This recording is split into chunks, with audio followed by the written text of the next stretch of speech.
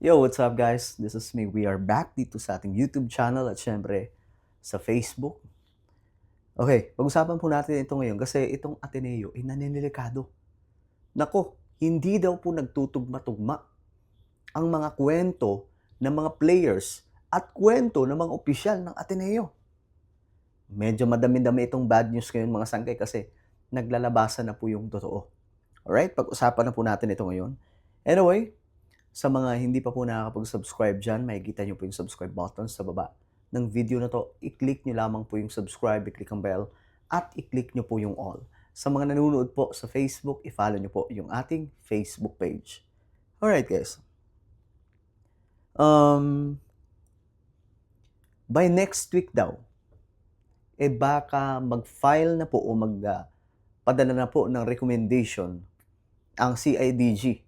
No, ayon po ito kay DILG Secretary Rimulya na posible daw pong magpadala na ng rekomendasyon sa DOJ hinggil sa kanilang mga nakitang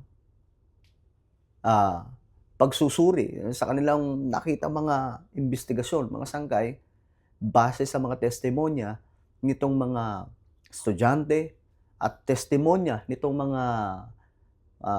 itong mga opisyal mismo ng Ateneo, mga sangkay. At ang matindi dito, hindi daw po nagtutugma-tugma ang mga sinasabi nila. Kasi ang CIDG, maging po yung NBI, mga sangkay, may sarili din pong investigation. No? Nagtutulong-tulong po ngayon mga sangkay. Buti nga ganun eh. Kasi, di ba, nakaraan eh, grabe yung panawagan po natin last week. Sabi ko talaga, kailangan kumilos dito yung DOJ. Kailangan kumilos dito yung PNP. Kailangan kumilos dito yung NBI. At salamat din sa ating Panginoon kasi gininig po yung ating panalangin noon na mangyari yun. At ito na nga po mga sangkay, nagkakabukingan na. Now, ayon po dito, next week, posibleng makasuhan na ang mga coaching staff at iba pang opisyal ng Ateneo. So yun po yung delikadong situation nila ngayon mga sangkay. Kasi syempre, pambihira.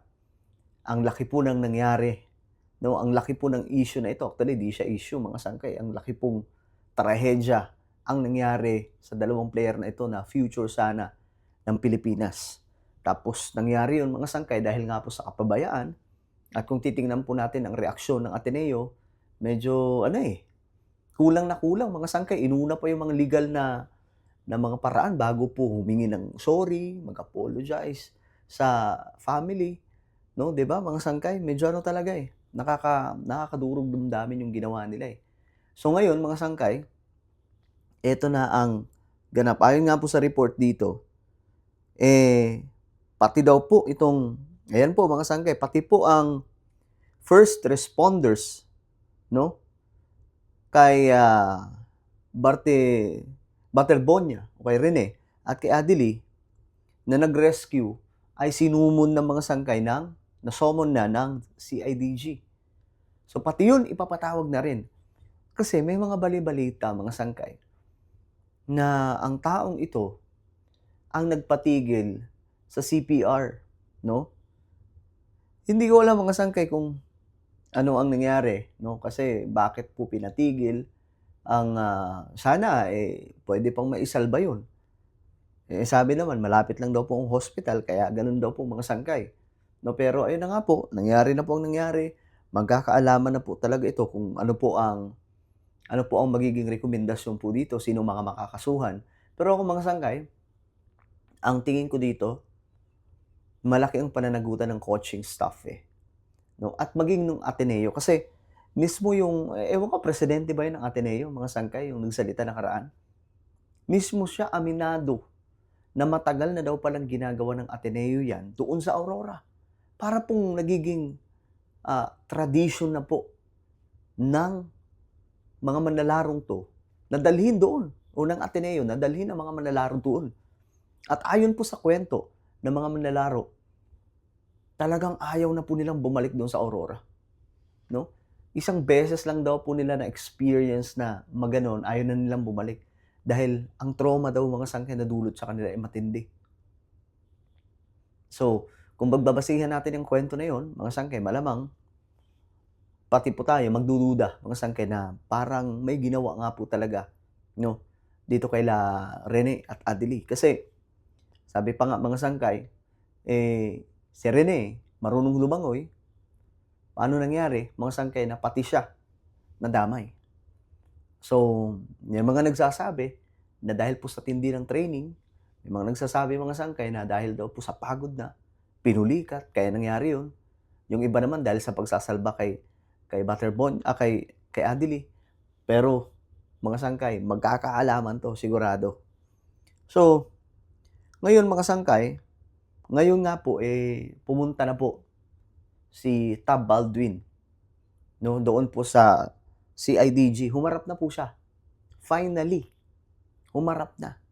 Kasi ayaw po nitong humarap, nakikipagmatigasan po talaga eh. So ngayon, kasama na po siya sa tatanungin. O kasama na po siya sa tinanong doon. At malamang hindi pa po natin alam yan ngayon mga sangkay. Pero ayon nga po kay DILG Secretary Mulya, hindi daw po nagtutugma ang mga sinasabi nila. So dito pa lang mga sangkay, medyo alam nyo na kung anong meron. Ngayon, ang bad news, ito pa, puro bad news to sa kanila mga sangkay sa Ateneo. Ang bad news ay ito. Ayan. Ayon po kasi sa report, UAAP bars Ateneo staff present in Aurora incident. The Board of Trustees of the University Athletic Association of the Philippines, or UAAP, has approved the recommendation of the Board of Managing Directors to bar from the UAAP all the coaching staff of Ateneo de Manila University who were present during the June 8 incident in Aurora, pending the outcome of the investigations of the concerned government agencies. Ateneo's independent fact-finding inquiry and the league's own investigation. As such, they are prohibited, eto na ha, pinagbabawalan po sila mga sangkay, from participating in any UAAP-related activities. Bawal na sila. Lahat ng coaching staff, in any capacity, effective immediately and while these investigations are being conducted. Actually, mga sangkay, medyo late na nga po ito eh. Medyo late po itong ginawa nila. Kasi dapat nung time pa lang na yun, na nagkaroon na po ng problema, dapat nag-take na po sila ng aksyon itong UAAP. Kaso pinatagal pa po nila mga sangkay. Kita nyo, kailan lang po sila nagsalita? Ngayon lang. Dapat, nung time pa lang na yun, nagkaroon na po ng sanction. Agad-agad. Hinintay pa po nila mga sangkay. Di ba, nakaka-dismaya din. May mga gumawa nga po ng post doon ayon po sa kanila na nung kay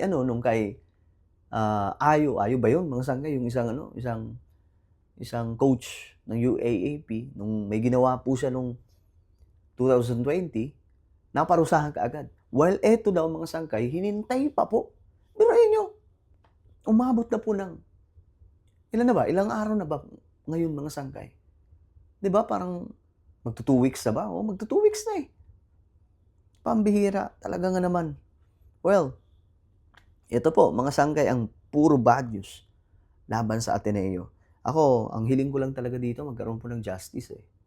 No? Magkaroon po ng justisya kasi ang sakit sa damdamin. No? How much more tayo nga nasasaktan? How much more yung kaanak po nila, mga kamag-anak, di ba? Yung family, friends. Ang sakit po talaga. No? Well, ano po ang inyong opinion mga sangkay? Comment down below. Huwag niyo pong kalimutan na i-subscribe yung ating YouTube channel. God bless everyone.